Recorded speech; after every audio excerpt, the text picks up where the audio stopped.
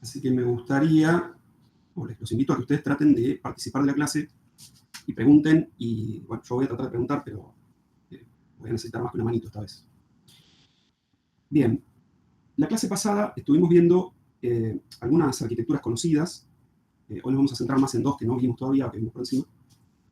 Pero repito un poco lo que vimos la semana pasada respecto de esta arquitectura. Siempre estamos hablando de arquitecturas que conforman un pipeline, ¿sí? Un canal. Es importante entender eso. La vez pasada se acuerdan que algunos opinaban que cada una de las flechas era un pipeline, otros teníamos ahí distintas opiniones. Es importante entender que lo que estamos describiendo es la arquitectura de un solo pipeline.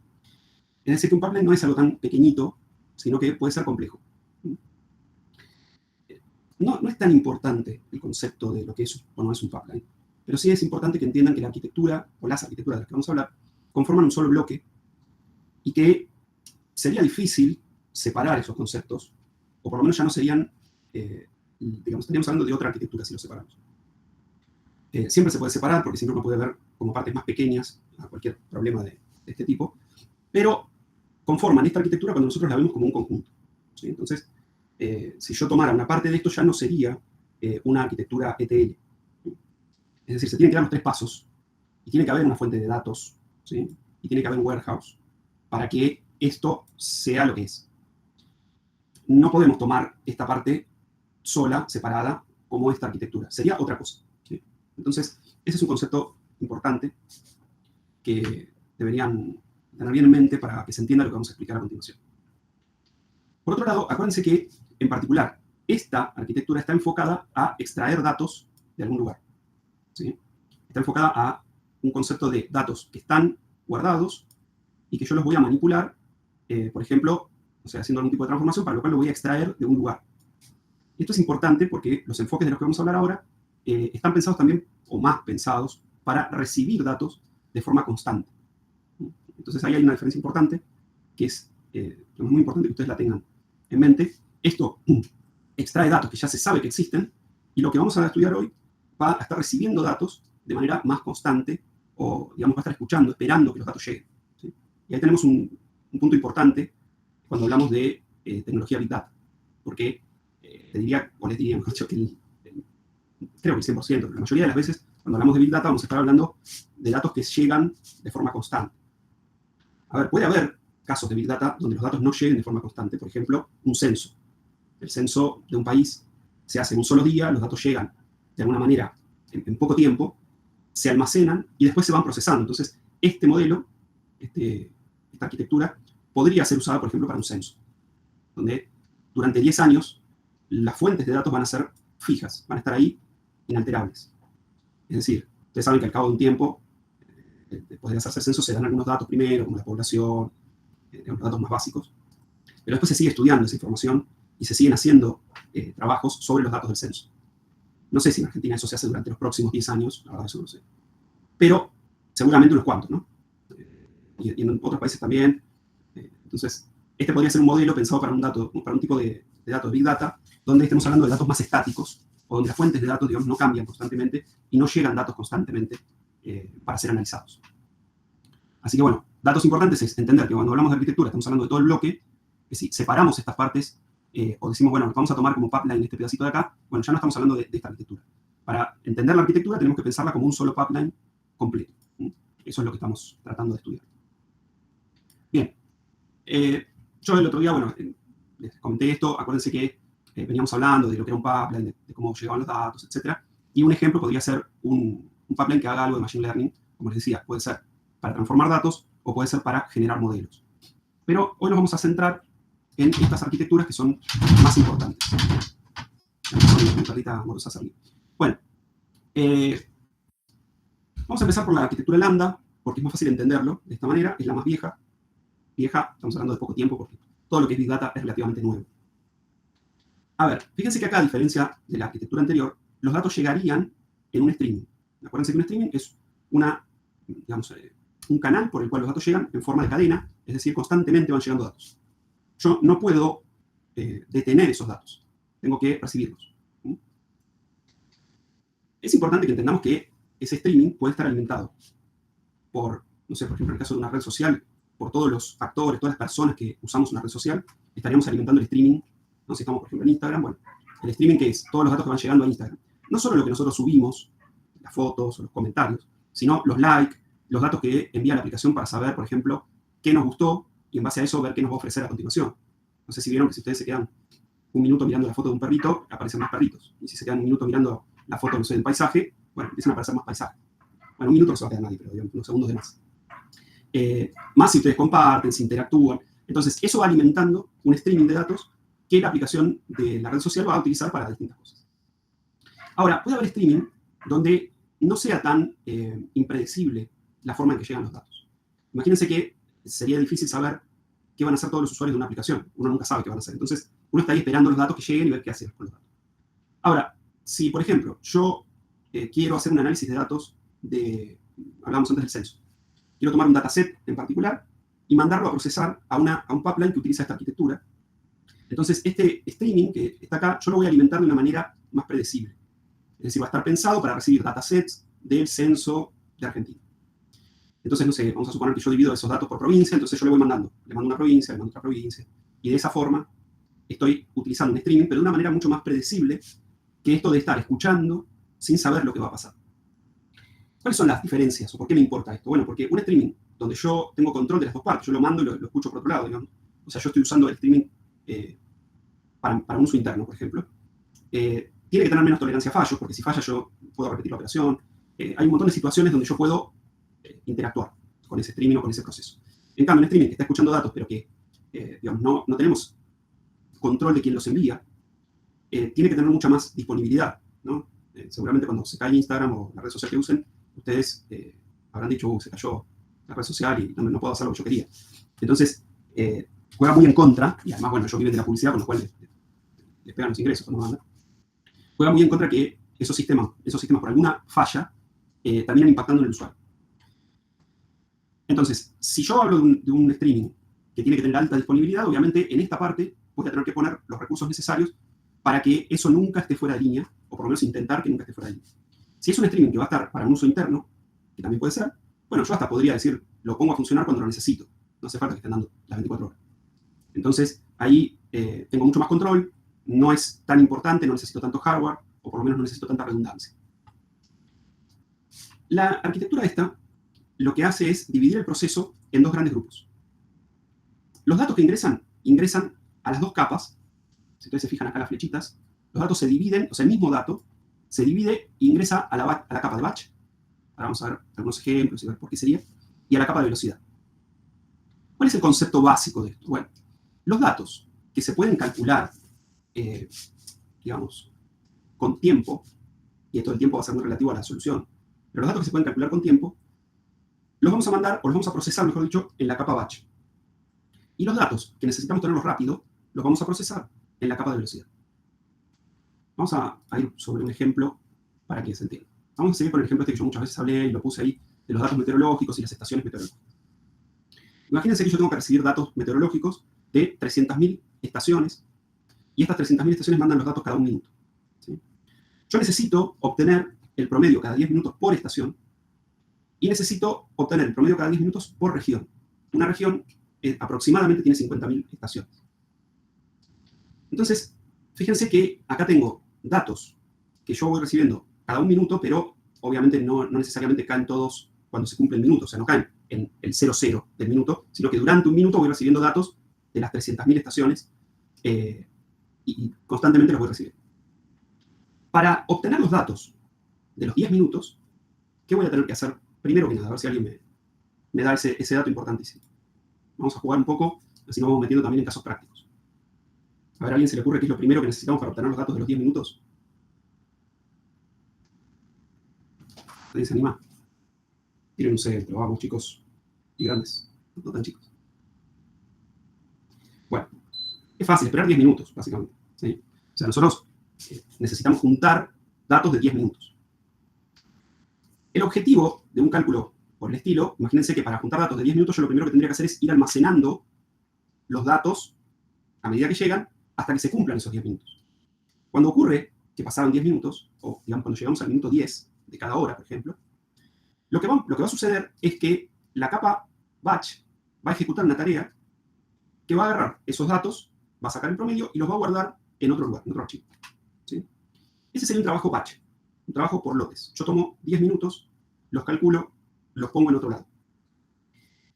En este caso, 10 minutos representan un batch. Puede haber datos donde un batch sean días, horas. No sé si escuchan el ruido. Bueno, se llama Gretel la perrita. Un día se las muestro. Los datos, sí, quiero venir a una clase de arquitectura. Los datos de una solución pueden ser batch dependiendo del tipo de solución. ¿Sí? No es que específicamente 10 minutos es mucho tiempo o poco tiempo. Depende del caso. Tampoco es que un segundo es poco tiempo o mucho tiempo, pero cuando hablamos de la capa de velocidad, en general estamos hablando de cosas que ocurren por debajo del minuto, de los 2-3 minutos. ¿Sí? En general, porque puede haber capa de velocidad más lenta. Y cuando hablamos de batch, estamos hablando de algo que necesariamente debe esperar que ocurra o que pase un lapso de tiempo determinado. Entonces, siempre batch va a tener una relación bastante diferenciada en tiempo con la capa de velocidad. O sea, siempre la capa de velocidad va a ser mucho más rápida que la capa batch. Pero no es que esto dependa o que haya un tiempo específico que defina una cosa o la otra. ¿Sí? Por ejemplo, en este caso, si un usuario quisiera ver la temperatura actual en una ciudad o en un lugar de estos, ese dato lo podría obtener consultando los datos que están en la capa de velocidad. Si yo quiero ver la última temperatura, la más actual, voy a recurrir a la capa de velocidad. Ahora, si yo quiero ver la temperatura actual, pero también quiero ver el promedio de temperatura, que es lo que hablamos acá, la actual la voy a tomar de la capa de velocidad y el promedio la voy a tomar de la capa de servicio. La capa de servicio es la que nos ofrece los datos que calculó la capa batch. ¿Sí? ¿A qué le llamamos servicio? En este caso, en la capa de servicio van a estar ubicadas las vistas. Las vistas son normalmente una serie de datos ya preprocesados que yo puedo obtener muy rápidamente, es decir, no necesito que el servidor esté haciendo cálculos o cosas complejas, sino que ya tiene los datos preparados para que yo directamente los lea. ¿Sí? Normalmente va a haber una consulta, una query, que está fuera de este pipeline, o digamos en el borde en realidad del pipeline, y esta query, que seguramente va a estar en una base de datos, este tipo de arquitecturas generalmente trabajan sí o sí con una base de datos estructurada. ¿Por qué? Porque las queries lo que hacen es sumar los datos de una vista que se genera en batch y de una vista que se genera en la capa de velocidad y que me aporta los datos más actualizados, los que todavía no llegaron a la capa de servicio, o sea, no pasaron por acá, porque, por ejemplo, no se cumplieron los 10 minutos. ¿Sí? Entonces podríamos decir, todos los datos que ocurrieron en los últimos 10 minutos los voy a tomar de una vista de la capa de velocidad. Y todos los datos que ya tienen más de 10 minutos los voy a tomar de una vista de la capa de servicios. Como los datos del streaming entran a los dos lados, las dos capas hacen su trabajo, digamos, y van generando nuevas copias. Es decir, cuando pasan otros 10 minutos, yo voy a tener en la capa de servicio, voy a tener disponible los promedios de los últimos 20 minutos. Y recién empezamos, ¿no? Estamos hablando para que se entienda el concepto. Y ya voy a tener en la capa de velocidad los datos que van llegando entre los últimos cortes de 10 minutos y los datos actuales. Por otro lado, fíjense que ahí habla de un promedio de 10 minutos y un promedio de 10 minutos por región. O sea, ahí ya metemos un dato más complejo. Yo no solo tengo que esperar 10 minutos, sino que tengo que asegurarme de tener todas las estaciones meteorológicas de una región y tener los 10 minutos de todas esas estaciones. ¿Sí? Imaginemos esto. Yo dije al principio que durante un minuto se van recibiendo datos en distintos momentos de distintas estaciones. Es decir, cuando mide la temperatura, vamos a suponer que las estaciones miden la temperatura con el reloj y sincronizadas, ¿no? En este momento son 19:31. Entonces, en 19:31:00 me manda la temperatura de la hora y el minuto. Pero ¿qué pasa? Ustedes, como vimos en clases anteriores, saben que a veces ese dato puede demorar un poco en llegar. Inclusive puedo tener demoras en mi capa de streaming. ¿Sí? Por ahí ese dato está guardado en algún buffer. ¿Se acuerdan que los buffers eran esas memorias para que se almacenen los datos mientras van caminando de un lado a otro? Entonces, ese dato que salió de la estación meteorológica en 31:00, a mí me puede llegar en 31:02, 31:05, 31:0,2. Y digo 0,2 porque ahí ya estaríamos hablando de décimas de segundo, milisegundos.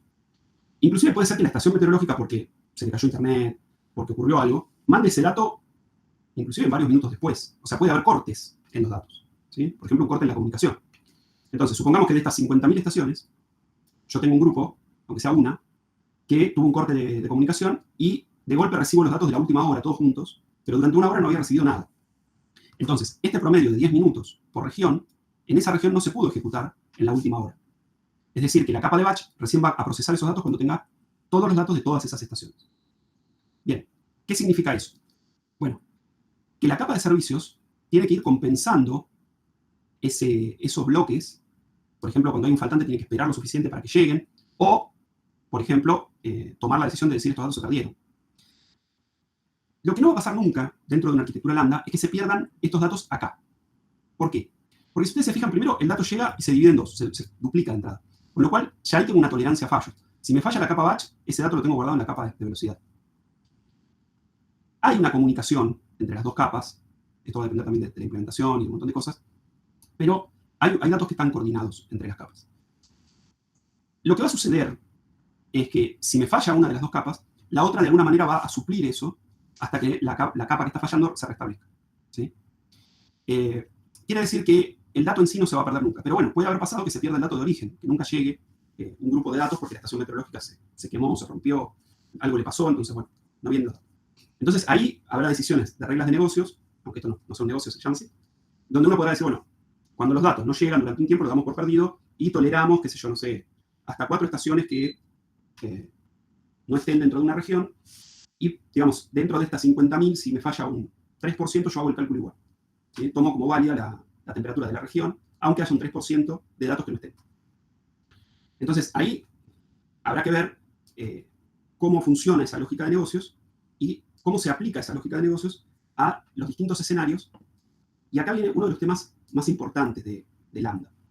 Si ustedes se fijan, este caso que yo les acabo de mencionar, se aplicaría solo al concepto de batch, porque este promedio por región se calcula solo en la capa batch.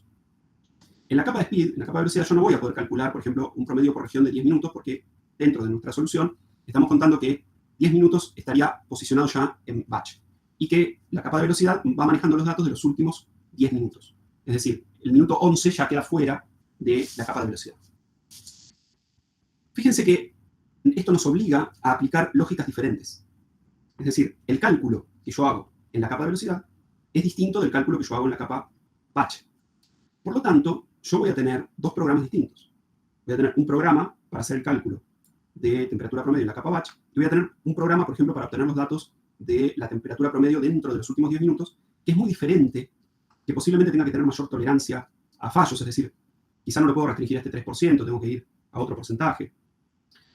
Esto significa que yo tengo procesos duplicados con el mismo objetivo prácticamente, pero con cálculos diferentes. Y ese es uno de los mayores problemas de la arquitectura Lambda. Es costoso de mantener, requiere de mucho trabajo de programación, es difícil mantener actualizados los procesos, sobre todo cuando las reglas de negocio son complejas. Ustedes imaginen, acá estamos hablando de dos casos muy sencillos que son un promedio de 10 minutos, solamente estamos calculando un promedio. Ahora, si nosotros empezamos a darle más complejidad a una solución, los cálculos cambian, la forma de calcular cambia, la base de datos de donde se toman los datos cambia. Con lo cual, necesitamos un programador para que se ocupe de batch y un programador para que se ocupe de speed. O a veces necesitamos muchos programadores para cada una de las capas, dependiendo de la solución. Y eso puede causar que, por ejemplo, un programa que está ejecutándose en batch se actualice y alguien se olvide de actualizar el programa que está ejecutándose en speed. Y entonces los datos no sean coherentes. ¿Sí? Cuando yo vuelvo a unir los datos acá, en la salida, puede pasar que el cálculo que hace la capa de batch dé un dato distinto al dato que hace la capa de velocidad. Entonces, el resultado final puede tener problemas. Imagínense una solución un poco más compleja, donde intervenga, por ejemplo, algún proceso de machine learning y el modelo que estamos aplicando en la capa batch no sea el mismo modelo que estamos aplicando en la capa speed. Entonces ahí obtenemos resultados distintos, ¿no? Entonces, cuando yo hago la consulta en la capa de speed, vamos a inventar una cosa muy sencilla, no sé, que el modelo me diga si hace frío o calor, así, con esas palabras. ¿Sí? O sea que va a ser un modelo basado, no sé, en alguna encuesta que se le hace a los humanos. Bueno, a ver, si hace 10 grados, ¿usted tiene frío o tiene calor? Si hace 20 grados, ¿tiene frío o tiene calor? Bueno, de ahí, de una encuesta muy grande, yo saco un modelo de datos donde defino si hace frío o hace calor. Bueno, supongamos que este modelo de datos, en algún momento nos damos cuenta que no está andando muy bien. Por ejemplo, si yo le consulto a personas de 20 años y no incluyo suficiente cantidad de personas grandes, de personas de más de 80, esa sensación de frío o calor va a ser muy distinta. Ustedes son jóvenes, pero quizás tienen un padre, abuelo, tío, alguien mayor, y la gente más grande suele tener más frío. Lo mismo que los chicos, por ejemplo, chiquitos, que siempre tienen calor, porque están en actividad.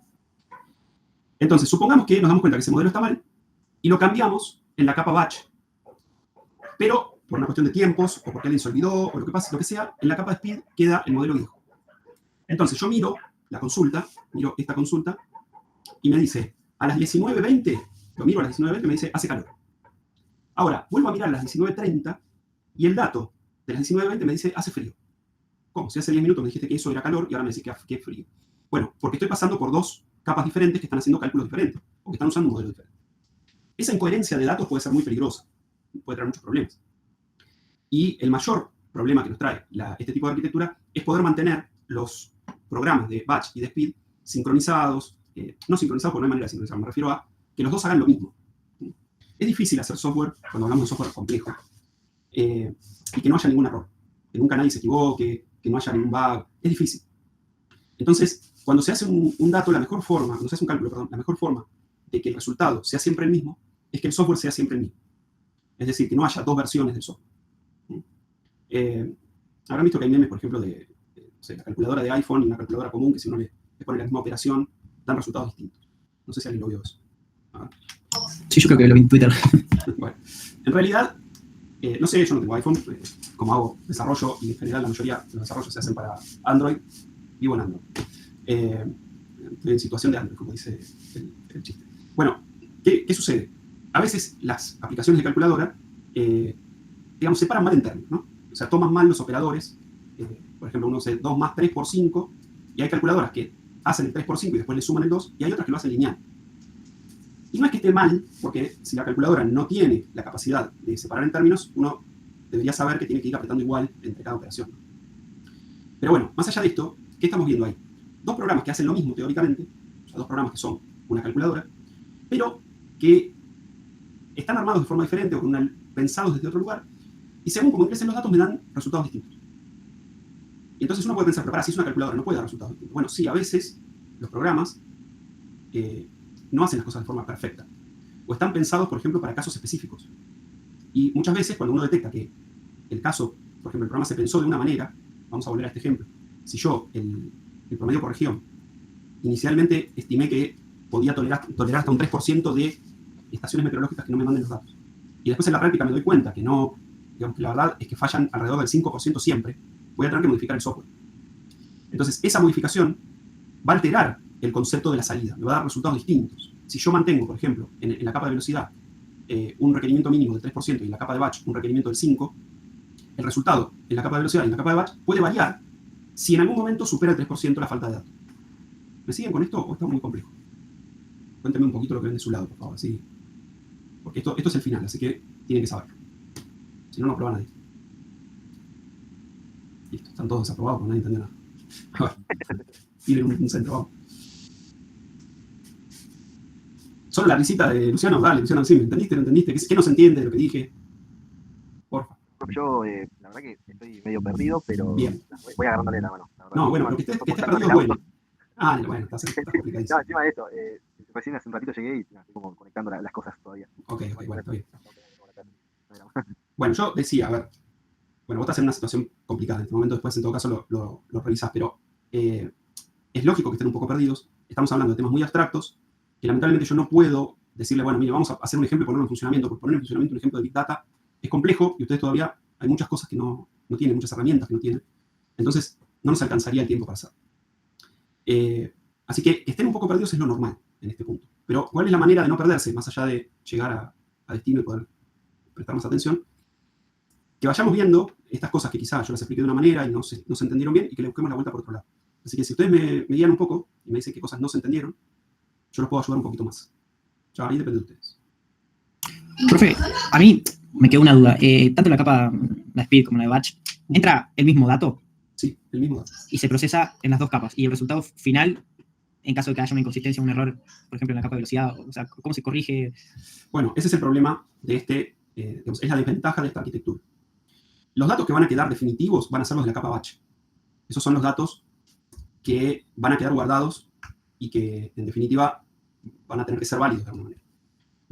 Los datos que pasan por la capa de velocidad son transitorios. Es posible que el resultado de la capa de velocidad vaya a parar a la capa batch para procesarse, por ejemplo. Pero, si hubiera un error en la capa batch, van a quedar los datos mal. Tengamos en cuenta que ahí estaríamos hablando de un caso donde tenemos un problema grave, donde directamente está haciendo algo mal nuestro sistema, ¿no? Pero a veces el mal o bien no es tan así, ¿no? Es como que hay un intermedio. Es decir, si ocurren ciertas condiciones, el sistema anda bien. Si ocurren otras condiciones, el sistema anda mal. Entonces, la inconsistencia, ¿dónde aparece? Cuando la capa batch y la capa speed no están tomando todas las condiciones de la misma manera. ¿Sí? ¿Por qué? Porque no se llegó a actualizar el software. Por ejemplo, ustedes imaginen esto. Estamos hablando de... Me voy a ir a la próxima. Lo mismo, pero con otro ejemplo. Imagínense calcular la temperatura horaria por región. Son 300.000 estaciones, 60 datos por hora, y en cada región 50.000 estaciones. O sea, tengo que tomar de las 300.000, 50.000, y de esas tomar 60 datos de cada minuto. Hay un nivel de complejidad en la capa batch que yo no lo tengo en la capa speed, en la capa de velocidad. Porque nunca voy a intentar procesar, por ejemplo, algo así. No voy a intentar tomar datos de 60 minutos. Sino que en speed lo máximo que voy a procesar son 10 o 9,999. Porque ya cuando voy a pasar del minuto 10 al 11, paso a la capa batch.